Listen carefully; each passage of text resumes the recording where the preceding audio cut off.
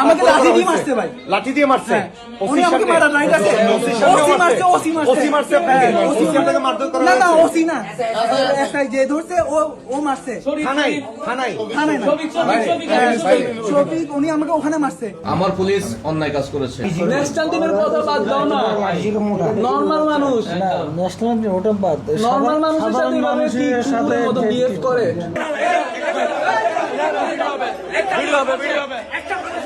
Video হবে।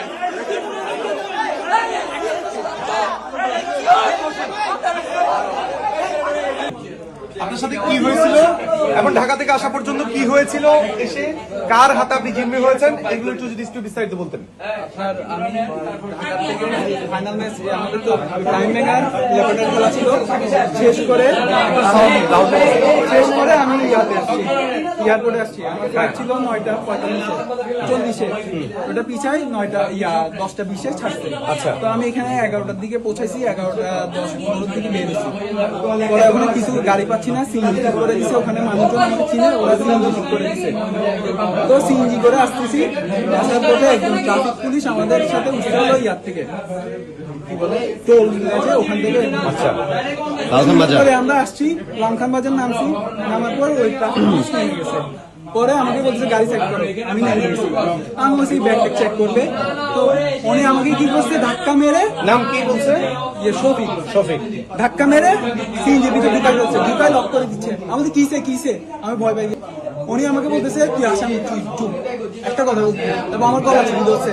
তো আমি চিল্লাচিল্লি করছি, আব্বুকে কল দিছি, আমার মোবাইল নিয়ে নিছে। তারপর এখানে ভাইয়ারা ছিল, প্রায় 100 মানুষের মতন ছিল, সবাই পরিচয় দিছে, তাও গলা চিল্লি ধরে রাখছে, আমাকে গেঞ্জি টেনে দিছে, আমার ব্যাগটা বের করছে। হ্যাঁ সিভিল ড্রেসে ছিল? পুলিশ ড্রেস পরা ছিল, আরেকটা ছেলে আমাকে পাঞ্জাবি পরা, ওইটা এখানে হ্যাঁ ডিবি পরিচয় দিছে। ওই এখানে আসছিল, আসার পর মানে থানায় আসছিল আপনাকে নিয়ে?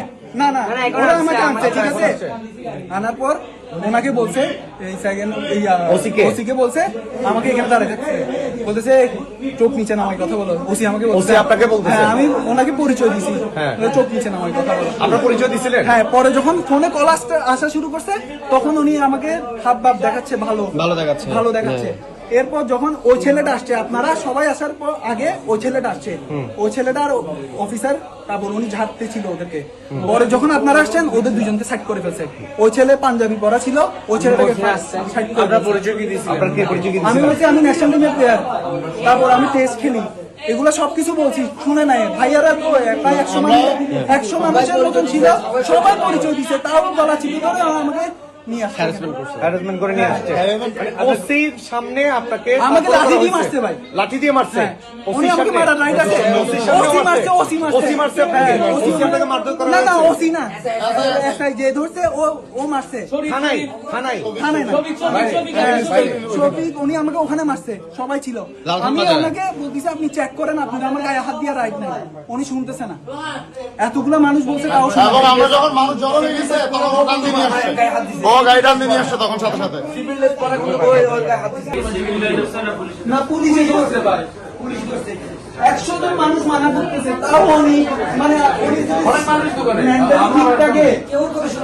শুধু টান দিলে আমাদের এটা বেরিয়ে চলে আসতো। আমার পুলিশ অন্যায় কাজ করেছে। আমি আপাতত যতটুকু আমি শুনে বা অফিসারের কাছ থেকে শুনে, ওনার কাছ থেকে শুনে যেটা হয়েছে, এটা তার ইল মোটিভ ছিল, আপাতত দৃষ্টিতে মনে হচ্ছে ইল মোটিভ ছিল, অন্যায় কাজ করেছে, অপেশাদারি কাজ করেছে, দায়িত্ব অবহেলার কাজ করেছে। অনেকগুলো ফল্ট আছে তার, সবগুলো ফল্ট আমরা ফাইন্ড আউট করব, ঠিক আছে? ফাইন্ড আউট করে আমরা এটা আমাদের চাকরি বিধি অনুসারে আমরা যথাযথ শাস্তিমূলক ব্যবস্থা নেব। গাড়িতে উঠাই, ও নিজের গাড়ি থাকা অবস্থা আর গাড়িতে উঠাই নিয়ে যেতে চাইছে, তাহলে এটা কি কিডন্যাপ হবে না? তাহলে কিডন্যাপটার জন্য ওকে তো এই অফিসারকে গ্রেফতার করা উচিত, রিমান্ডে আনা উচিত। মানে সবকিছুই করা হবে। আপনি যেটা বলছেন, আপনার কথা পুরোপুরি সত্য, পুরোপুরি কারেক্ট, আমরা সবকিছুই করব। তো এটার জন্য আমাদের যে প্রক্রিয়া, আপনি যদি চান, আপনি একটা এই অপহরণের জন্য আপনি একটা আজকে একটা মামলা দায়ের করেন, আপনি একটা এজাহার দায়ের করেন, এখানে এজাহার দায়ের করেন, এখানে মামলা করেন, এখনই শুরু করেন। আমরা আপনাকে ফুল সাপোর্ট দেবো, ফুল সহযোগিতা করবো, এবং আইনানুগ যত কিছু করা দেবো আমরা সবকিছু। ওই ছেলেটা 5 দিন আসছে, ওই ছেলেটা সিভিলটা আমি কিন্তু দেখি না। ও পাইপ দিয়ে মারছে? হ্যাঁ, পাইপ দিয়ে মারছে, সবাই বলতেছে, কিন্তু আমি ওরটা দেখি নাই মারছে যে। কিন্তু আমাকে ইয়া ভাইয়াটা মারছে যে, শফিক ভাইটা বেশি জঘন্য ভাই আমার লাইফে। কি ধরনের পুরো দাগ দাগ তোর পেটে একটা বড় লাঠি ছিল। ন্যাশনাল টিমের কথা বাদ দাও না, নর্মাল মানুষ, না ন্যাশনাল টিম ওটা বাদ, নর্মাল মানুষের সাথে মানুষের সাথে বিহেভ করে, এই কথাটা মনে আসলে আমি আর পারতেছি না। আমি বেশি ভয় পাইছি হলো আমাদের সাথে আমার আগেও ধরছে, যে ট্যাক্সিতে ও আসছে মানে স্বাভাবিক। ওই ট্যাক্সিতে মানে আপনি চেক পোস্টে চেক করে আগে ধরছে মানে চেক পোস্টে গেলাম, হ্যাঁ ধরে না, সবাইকে তো ধরছে, আমরা প্লেয়ার ব্যাগ দেখছে ছেড়ে দিছে। এখন উনি যখন আমাকে সিএনজির মধ্যে গলা চেপে ধরছে, তখন আমি ভয় পাই গেছি কি হচ্ছে। আরেকটা জিনিস, ওর ফিজিক্যাল ইনজুরিটা বলে অ্যাজ এ প্লেয়ার বোলিং হ্যান্ডে আঘাত করেছে। হ্যাঁ, এটাতে ইন্টেনশন হতে পারে। ও যে হাতে বোলিং করে, ওই যে ওই ছবিটা একটু দেখা, ওই বোলিং হ্যান্ডে এন্ড শোল্ডারে।